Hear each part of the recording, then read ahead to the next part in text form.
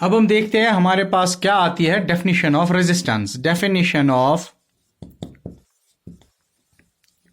Resistance, तो हमें पता है एज पर Ohm's law V is equal to I R. V is equal to I R, ठीक है, V is equal to I R. ये ओम्स लॉ की डेफिनेशन है हमारे पास। अब हमें R चाहिए, डेफिनेशन ऑफ R हमें निकालनी है, तो हम इस V को ऐसे ही रखते हैं, I को यहां पे लेके आते हैं, इज इक्वल टू R। तो इस तरीके से हम निकाल सकते हैं। तो अब हम कहेंगे इफ, अगर हम लेंगे V यानी पोटेंशियल डिफरेंस इज 1 वोल्ट, ठीक है, और and current I is equal to 1 ampere. जब हम लेंगे V के बदले 1 लिखेंगे, I के बदले 1 लिखेंगे, तो R भी हमें 1 निकलेगा। तो अब हम कहेंगे the resistance of a conductor will be 1 ohm when 1 ampere of current flows through its ends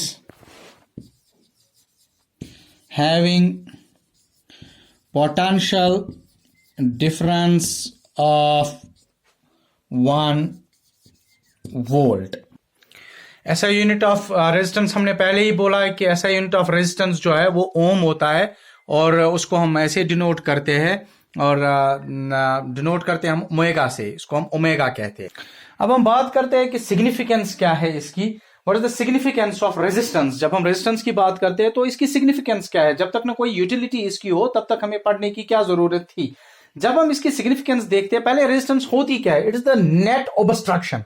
जो हम ओबस्ट्रक्शन देखते हैं, जब चार्जेस फ्लो होते हैं थ्रू ए कंडक्टर, उनमें एक अपोजिट एक ओबस्ट्रक्शन होती है जो उनको चलने नहीं देती है। That obstruction is known as the resistance of the conductor. और अगर ओबस्ट्रक्शन ज्यादा हो, if the resistance will be more, the current flow will be less, and if the resistance will be less, the current flow will be more. इसकी utility है in electricity, इसकी बड़ी use है इसका। कभी कभी हमें चाहिए होता है कि पोटेंशियल डिफरेंस अगर ज्यादा भी हो, तो हमें पता है कि एज पर ओम्स लॉ अगर पोटेंशियल डिफरेंस ज्यादा हो तो करंट ज्यादा आएगी।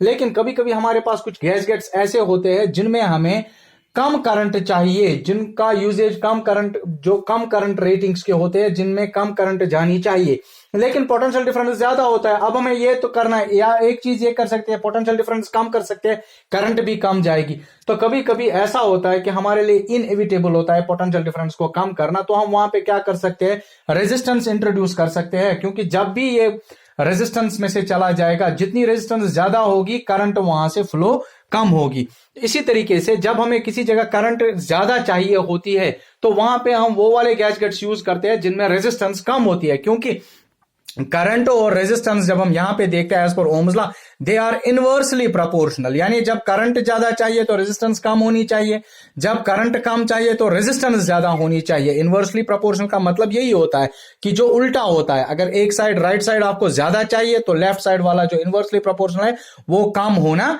चाहिए। तो इस तरीके से हम देखते हैं कि करंट और रेजिस्टेंस जो है they are inversely proportional to each other.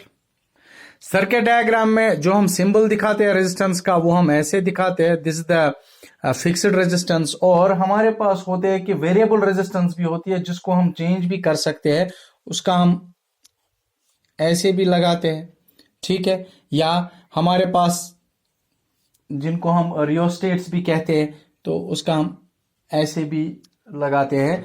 तो ये फिक्स्ड रेजिस्टेंस का होता है, जिस रेजिस्टेंस को हम चेंज नहीं कर सकते ड्यूरिंग द प्रोसेस। ये वाली वेरिएबल रेजिस्टेंस है, इनको हम चेंज कर सकते हैं ड्यूरिंग द प्रोसेस, जो भी हम प्रोसेस कंडक्ट करते हैं उसमें। तो इस तरीके से हमने डेफिनेशन ऑफ रेजिस्टेंस देखी। अब हम देखेंगे कि फैक्टर्स क्या है जिन पे ये रेजिस्टेंस डिपेंड करता है।